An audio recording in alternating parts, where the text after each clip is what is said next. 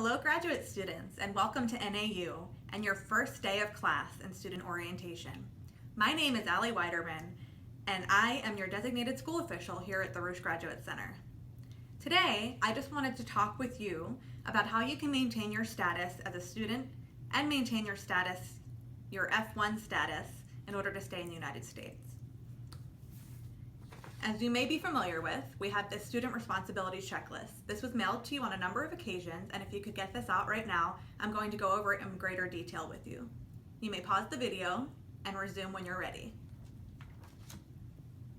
The first item on the list. Use your legal name as listed on your passport on all official documents, such as school records, driver's license, or ID, and applications to Social Security and USCIS. If your legal name is not accurate in your system, contact your advisor for instructions on how to correct this. You can contact myself or your advisor, and we can walk you through step-by-step on how to fix it.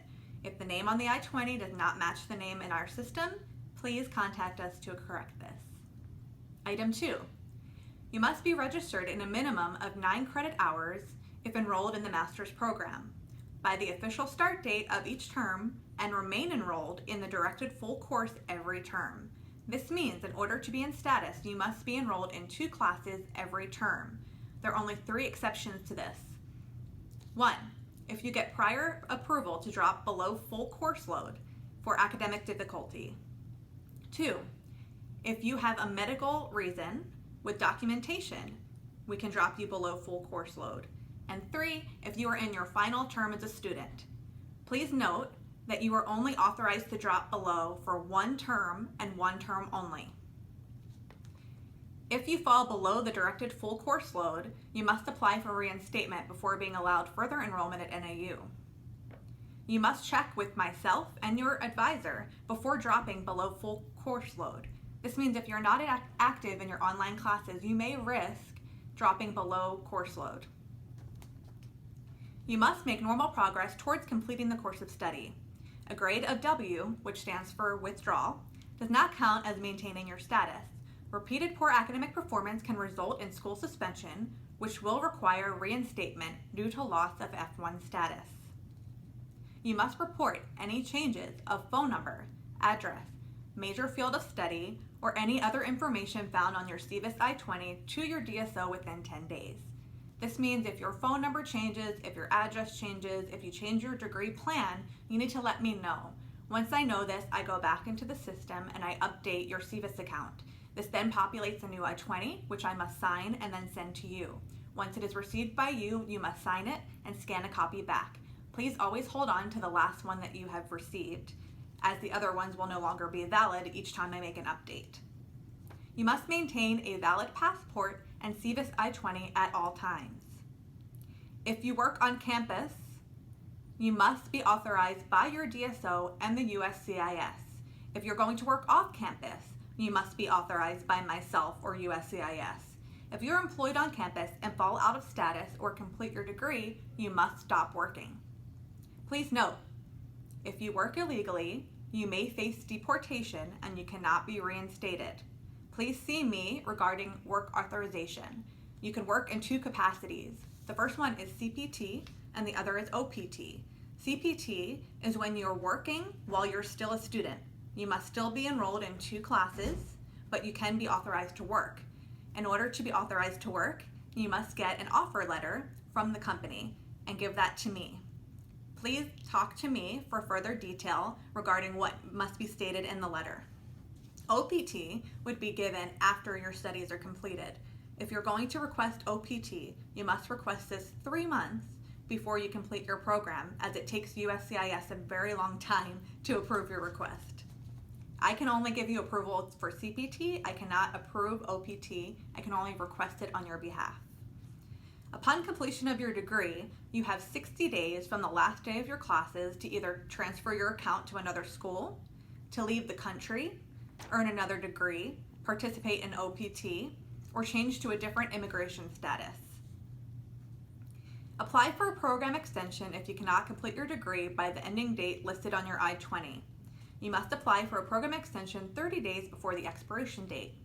Please take note of the expiration date on your I-20. Every I-20 has a start date and an end date for your program. If the state needs to be updated to shorter or longer, you must notify me of this change so I can update it in the system. Request a travel endorsement signature on your I-20 from your DSO, which is the back of your I-20, at least 30 days prior to departure. And you must attend the required international student orientation at the beginning of your first term at NAU. This means that if you're going to be traveling internationally, you will need prior approval and a signature from myself in order to safely leave and enter back into the country. You may not miss your first class unless there's some type of emergency or extenuating circumstance that we have discussed prior to you missing the class. In any case of an emergency, please contact myself and your advisor, and we'll work with you on this situation. You must attend the first student orientation at the beginning of your term. It's very important that you are there on your first day, as I cannot activate you in the system and keep your status active unless you're present. Attendance. You're required to be present in your on-ground class and sign in every week. If you plan to miss a class, you must obtain permission from your instructor, your advisor, and myself before you miss the class. You may only miss one class per term.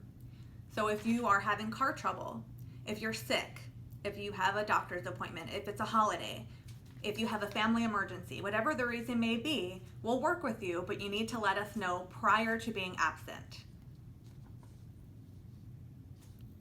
If you wish to have time off, you may do so, but you must sit through 3 consecutive terms before you can do that. That means if you're starting classes this fall, you'll sit through fall, you'll sit through winter, you'll sit through spring, and you can then request to have off for summer and complete your final term that following fall. Notify your DSO before attending any schools other than NAU. If you plan to attend another school and leave us, then you must have your account transferred from us to them. Please notify myself so that we can help you through this process. Please contact myself if you're falling out of status and you wish to apply for reinstatement and continue your studies as an F1 student. All communication will be sent to the email account on file. You're responsible for checking this regularly, so please make sure that the email account we have on file is most accurate and that you are checking it daily. For applicants changing to F1 status while in the United States, in addition to the terms above, you must notify your DSO of your change of status decision from USCIS, whether it is an approval or denial, within 3 to 5 business days of receiving it in the mail. National American University requires that you fulfill all financial obligations prior to continued enrollment and the issuance of academic records. Rules and regulations are subject to change. If you have any further questions, please do not hesitate to contact me. My email is gradinternational@national.edu. GRAD international@national.edu. My phone number is 512-813-2328. Your advisor is Amy Fash, and her number is 512-813-2322. Thank you for watching this video. If you have any questions, again, please don't hesitate to contact us. And good luck on your term.